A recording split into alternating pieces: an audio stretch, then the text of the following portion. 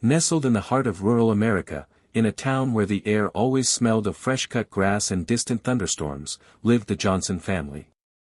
Their home, an old farmhouse with a sprawling porch, stood at the edge of a vast orchard that had been in the family for generations. It wasn't just a garden of trees, it was a testament to the years of love and hard work that had gone into cultivating each row of apple, peach, and plum trees that stretched out like a green sea, blooming with the promise of a bountiful harvest. Every autumn, the Johnsons harvested their crops with pride, knowing that they were part of something much larger than themselves. The trees, heavy with fruit, had been meticulously cared for, and when the time came, the whole family would gather under the warm sun to pick the fruits. But the harvest was never just for them. The Johnsons had always shared their bounty with the community, offering bags of fresh fruit to neighbors, friends, and even strangers who passed by. It was a tradition that brought them closer to everyone in their small town. John Johnson, the patriarch, was a man of few words but an abundance of action. His hands were calloused from years of working the soil, and his face was weathered by the sun and the passing seasons. His wife, Mary, was the heart of their family. She ran the household with a quiet efficiency and always made sure there was enough food on the table for anyone who needed it. Their two children, Emma and Jack, were as dedicated to the farm as their parents, learning the ways of the land from a young age. It was a warm, sunny morning in late August when the first signs of harvest began to show. The apples were ripening, the peaches were softening, and the cherries were bursting with sweetness. The air smelled of fruit and earth, a scent that made John smile every year. He had seen his father and grandfather work this very land, and now, it was his turn to carry on the tradition. He looked out across the orchard, his heart swelling with pride. But this year, there was a change in the air, something that John couldn't quite place. It was a subtle shift, like a storm on the horizon that hadn't yet revealed itself, but he could feel it in his bones. And it was a change that had everything to do with the Harrisons. The Harrisons lived next door, in a house that was just a stone's throw from the Johnsons' orchard. On the surface, they seemed like a friendly family, always waving as they passed by. Greg and Marla Harrison had two teenage children, Mike and Jenna, both of whom were well known around town for their carefree attitudes and sometimes rebellious behavior. The Harrisons were the kind of family that always seemed to have something going on, barbecues, parties, and gatherings that spilled out onto their front yard. But it wasn't just their social life that caught the attention of the Johnsons, it was their attitude. At first, it wasn't anything big.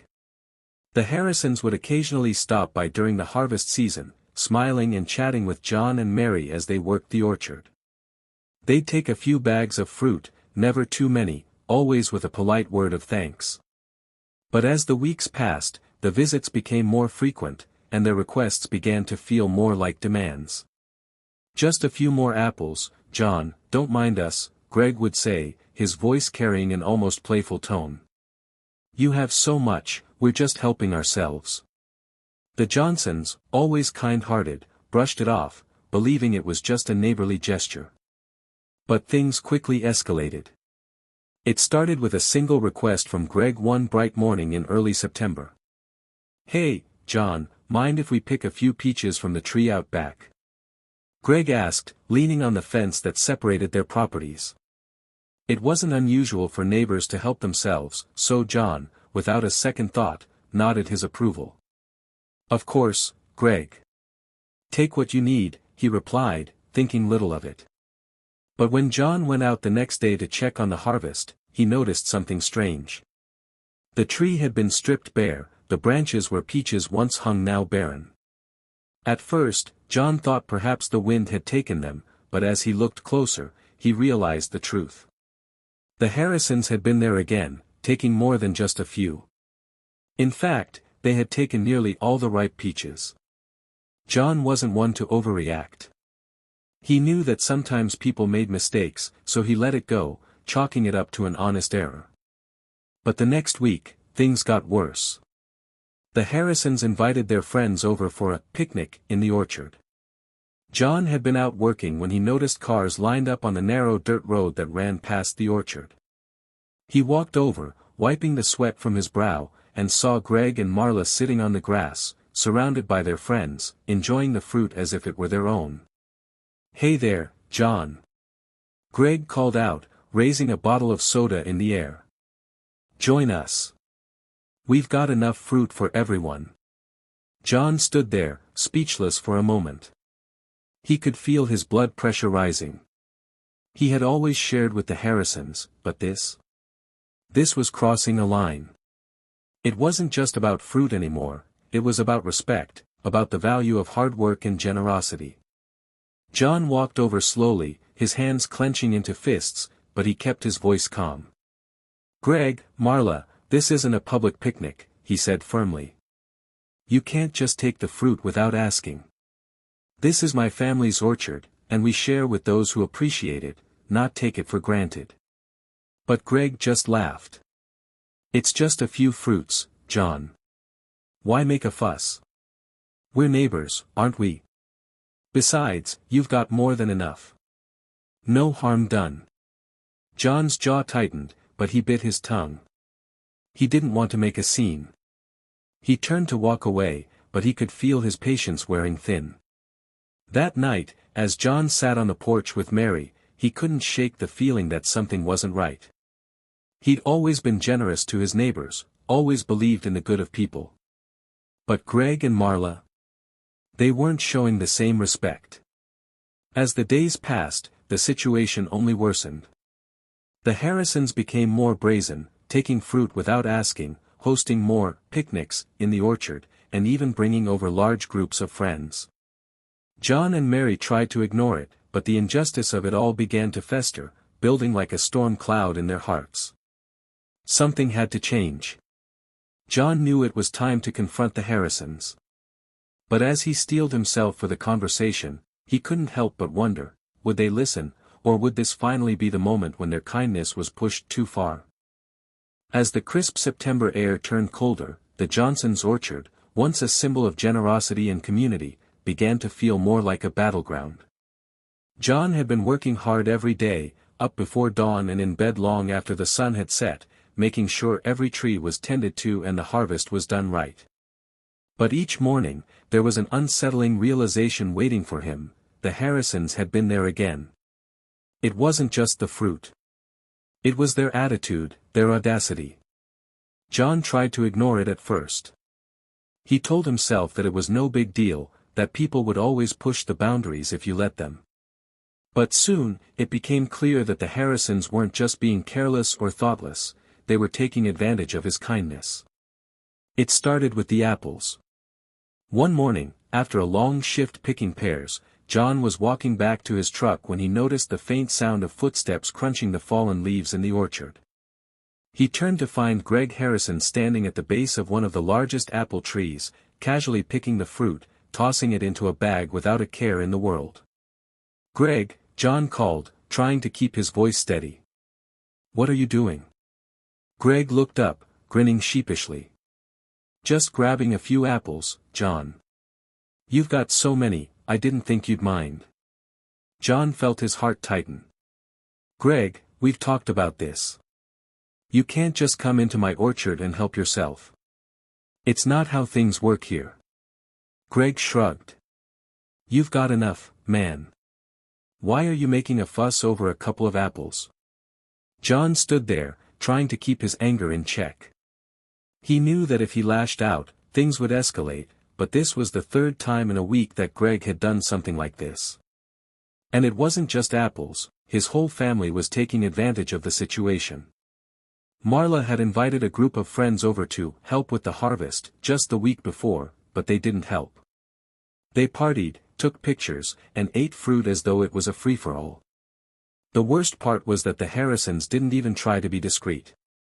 No, they flaunted their actions, as though it were their right to do whatever they wanted with the Johnsons' land. The following weekend, Marla hosted another one of her infamous picnics in the orchard. This time, she invited even more people, friends from nearby towns, colleagues from Greg's work, people who had never even stepped foot on the Johnsons' property. By noon, the orchard was filled with laughter, loud music, and the scent of grilled burgers. It was a celebration in the Johnsons' orchard, but it wasn't their celebration. And it wasn't even their permission. As John walked over to the scene, he saw Mike and Jenna, the Harrison children, lounging on blankets, eating peaches as if they owned the place. "Greg!" John shouted, walking towards him with purpose. Greg was sitting under a tree, his feet propped up on a chair, sipping a beer. "Hey, John, relax. We're just having a good time. You've got more than enough fruit, don't you think?" His voice was light, almost mocking. John's blood was boiling, but he tried to keep his tone even. "You've crossed a line this time. This is not how we do things. I don't mind sharing, but I do mind being taken advantage of." Greg let out a loud laugh. "Oh, come on. Don't be such a tightwad. It's just a few peaches. It's not like you're going to eat them all yourself. We're helping you out here." John stared at him, stunned. How had it come to this? How had a simple act of kindness turned into such a blatant display of entitlement? He had given them the benefit of the doubt for too long. He had assumed that they would recognize the value of generosity, that they would reciprocate with gratitude. Instead, they had shown him nothing but disrespect. "You need to pack up and leave," John said, his voice steady but firm. "This is not a party. This is my family's work, and you're not welcome to take advantage of it any longer." Greg stood up, his grin never fading. "I'm not going anywhere, John. You've got plenty, and I don't see why this is such a big deal. We're all friends here.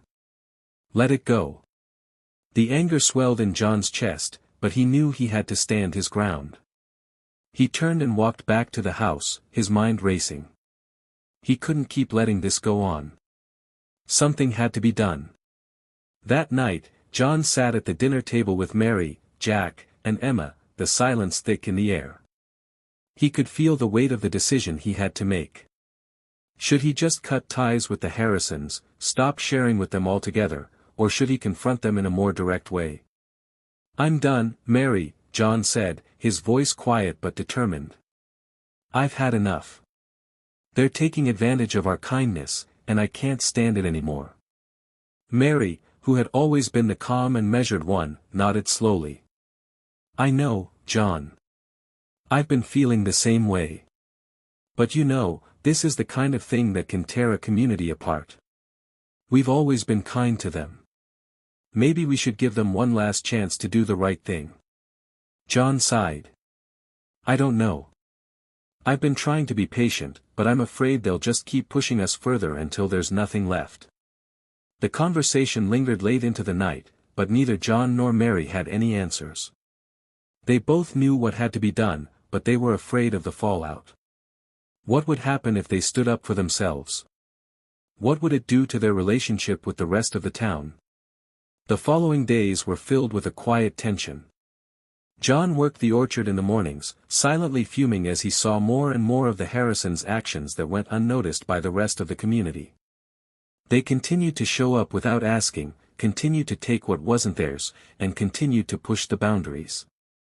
One afternoon, as John was preparing to harvest a batch of plums, he saw something that made his blood run cold. The Harrisons had set up another gathering, this time, right in the heart of the orchard. But this time, they weren't just eating fruit. They were setting up chairs and tables, lighting a fire pit, and bringing in coolers filled with alcohol. It was a full-fledged party. That was it. John knew it was time. He couldn't wait any longer. He had to confront them, not just as neighbors, but as people who had crossed a line he couldn't ignore any longer. And this time, there would be no turning back. The morning air was crisp as John walked toward the orchard, his mind swirling with thoughts of what had to be done. He had kept quiet long enough. Every fiber of his being told him to take action, to stand up for what was right. The Harrisons had crossed a line, and it was time to make sure everyone knew it. For weeks, John had tried to convince himself that it wasn't worth making a scene. He didn't want to stir up trouble. He was a man of peace, after all. But peace didn't come from silence. It came from standing firm, from drawing a line in the sand and saying, "This is where I stand." And today, he was going to do just that. He spent the morning working alone in the orchard, taking his time with every task. There was something cathartic about the rhythm of pulling weeds, pruning branches, and tending to the trees. It grounded him, reminded him of the simple, honest life he had worked so hard to build. But as he worked, his mind kept returning to the Harrisons. How had it come to this? How had they, once his friends and neighbors, become so brazen in their exploitation? It wasn't just the theft of fruit anymore. It was the way they treated him, the way they dismissed his kindness and took advantage of his generosity. The Harrisons had forgotten what it meant to be a good neighbor, and worse, they had made him feel as though he was the one at fault. By noon, John was ready. He walked back to the farmhouse, his decision made. He went inside and sat down with Mary. She didn't need to ask. She knew what was coming. John had been quiet for too long. "It's time, Mary," he said, his voice steady but full of resolve. "We need to take this to the community. They've been taking advantage of us, and it's not right. We've tried to talk to them, but they don't listen. We have to make sure they understand how wrong they are." Mary, who had always been the voice of reason, nodded slowly. "I know, John. I've been feeling the same way. But are you sure? This could turn ugly. People might take sides." "I'm not doing it for revenge," John said. "I'm doing it so they understand. So the community understands what kind of people they are. It's not just about the orchard, it's about respect. About doing the right thing." Mary sighed, her expression softening. "You're right. We've let it go on long enough. Let's do it. We'll take it to the town meeting." That evening, John sent word to the town's elders that he needed to speak at the next community meeting. It wasn't unusual for people to voice concerns, but this was different. John wasn't just going to talk about his orchard. He was going to expose the Harrisons for what they had become. The meeting was scheduled for the following Thursday evening. John spent the days leading up to it rehearsing what he would say, making sure his words were clear and firm, but not malicious. He didn't want to come across as bitter, even though his anger was simmering just below the surface. This wasn't about vengeance, it was about holding people accountable. When Thursday finally came, the town hall was packed. The room was filled with the familiar faces of neighbors, friends, and acquaintances. The Johnsons had always been well liked in the community, known for their generosity and hard work. People were curious as to what John had to say. They hadn't heard him speak with such determination before. As John walked to the front of the room, he could feel the eyes of everyone on him. He wasn't nervous, he had been speaking in front of crowds for years, but this was different. He was about to air the dirty laundry of someone who had once been a friend. "Thank you for allowing me to speak," John began, his voice calm but carrying across the room. "I've always believed in the strength of our community, and I've always done my best to contribute in whatever way I can. This orchard, this land, has been in my family for generations. And for as long as I've been here, I've shared it with all of you, neighbors, friends, strangers. But there's something that's been bothering me, something that's been going on for far too long. And it's time I finally speak up." He paused, glancing at the faces in the crowd. They were all listening intently, some with concerned expressions, others simply waiting for him to continue. "For weeks now, I've had my orchard raided, people coming onto my property, helping themselves to the fruit without asking. And the worst part is, when I've tried to confront them, when I've asked them to stop, they've ignored me. They've dismissed my concerns as if I don't have a right to feel upset. But this isn't just about fruit, it's about respect. It's about how we treat each other." John took a deep breath. The family who has been doing this is the Harrisons. Greg and Marla Harrison, along with their children, Mike and Jenna, have repeatedly taken advantage of my generosity. They've been sneaking onto my property, picking the fruit, and even hosting large parties without my consent. I've asked them to stop, but they continue to disregard my wishes. There was a murmur among the crowd.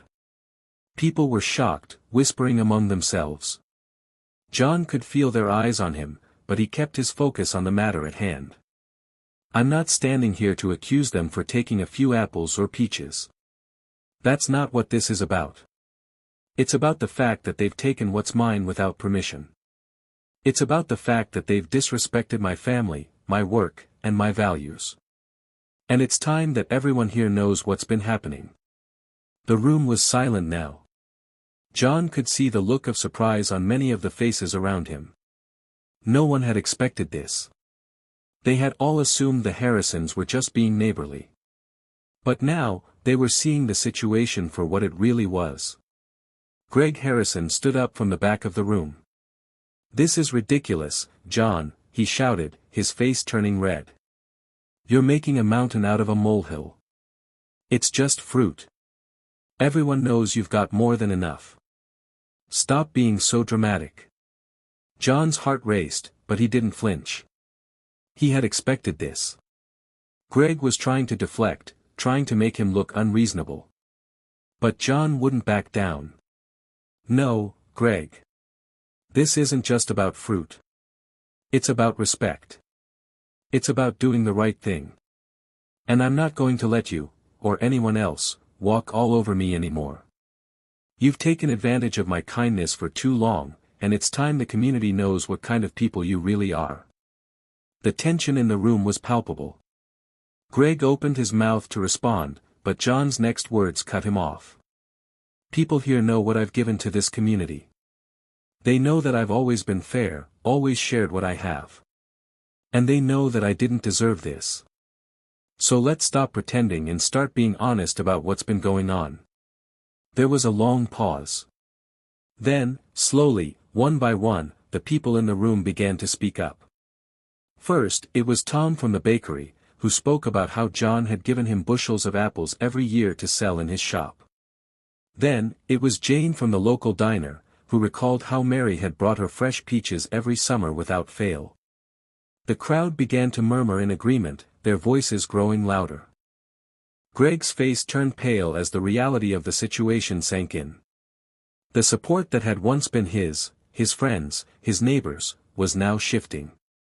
People were starting to see the truth. By the end of the meeting, the Harrisons had been exposed for what they were: selfish, entitled, and disrespectful. They tried to defend themselves, but their words were hollow, their excuses weak. The community had seen enough. They knew where they stood. As John left the meeting, he felt a sense of relief wash over him. It was over. The truth had come out.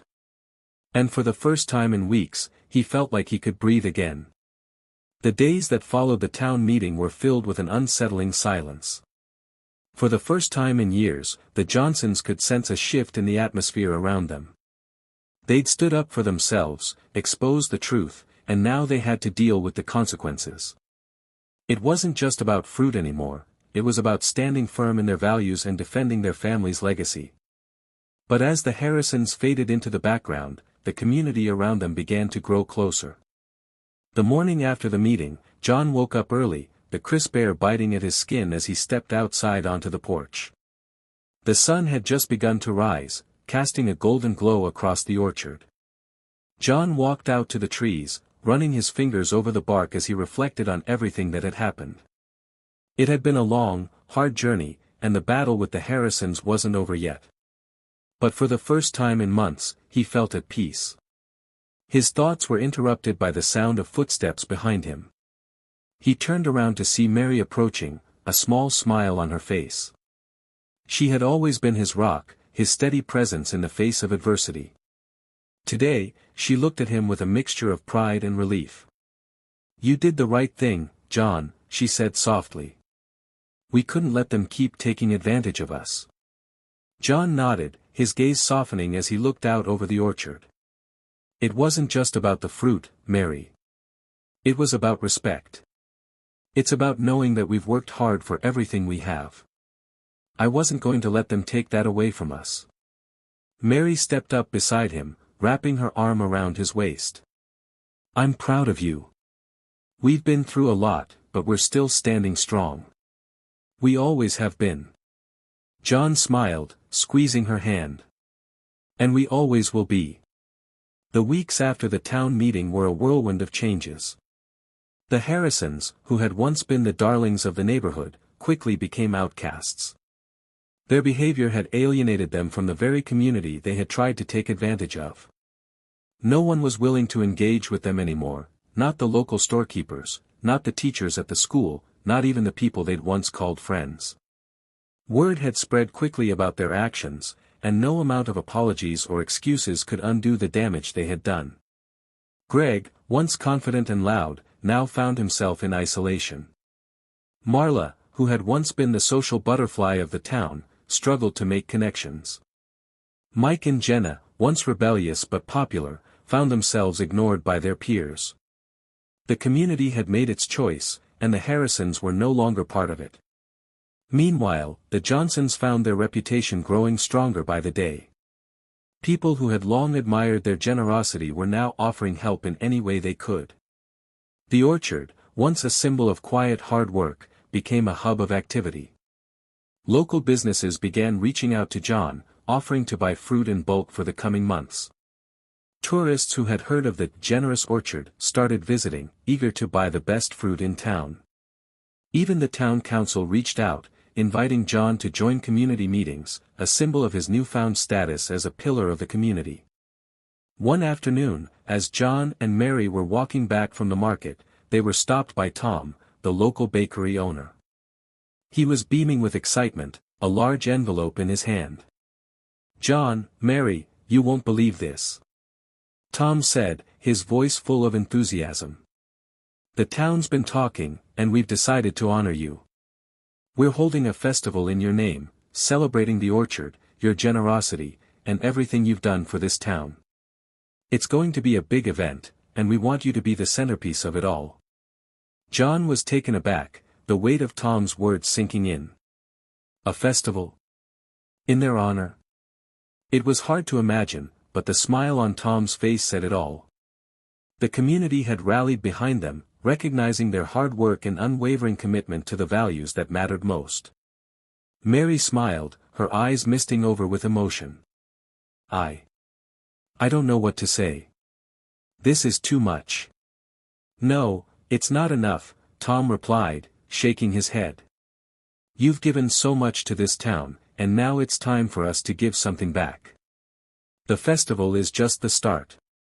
We want the world to know what kind of people you are." As the weeks went on, the festival took shape. The town pulled together in ways John had never seen before, working side by side to put together an event that would honor the Johnsons. The local farmers set up booths, showcasing the best of their produce. The bakery offered fresh fruit pies and cakes made with apples, peaches, and cherries from the orchard. The local musicians performed, and children ran around with baskets full of fruit, enjoying the vibrant celebration of community and tradition. The festival was held on a bright Saturday in early October, just as the last of the harvest came in. The sun was shining, the sky clear, and the orchard looked like something out of a postcard. As John and Mary walked to the center of the town square, they were greeted by applause. Friends, neighbors, and even strangers came together to celebrate the Johnsons and their orchard. It was a day of laughter, music, and good food. People from all over the county came to pay their respects to John and his family. There were speeches, games, and a sense of unity that filled the air. John looked out over the crowd, taking in the sight of so many people gathered together, united by one simple thing: generosity. As the sun began to set, casting a warm glow over the orchard, John stood in front of the crowd, his heart swelling with pride. Mary stood beside him, her hand resting gently on his shoulder. "I want to thank you all for being here today," John said, his voice steady but full of emotion. "This orchard has been in my family for generations, and it's not just the fruit that makes it special. It's the people. It's the kindness, the generosity, and the spirit of this community. You've shown me what it means to stand together, to support one another, and to never back down from what's right." The crowd erupted in applause, and John smiled, feeling the weight of everything they had been through. The Harrisons were gone, their actions exposed for the world to see, but the Johnsons were stronger than ever. Their reputation had been restored, and their values had been reaffirmed. In the end, John realized that sometimes, standing up for what's right wasn't about revenge. It wasn't about winning or losing. It was about integrity. It was about doing what you know is right, no matter the cost. And that was the sweetest victory of all.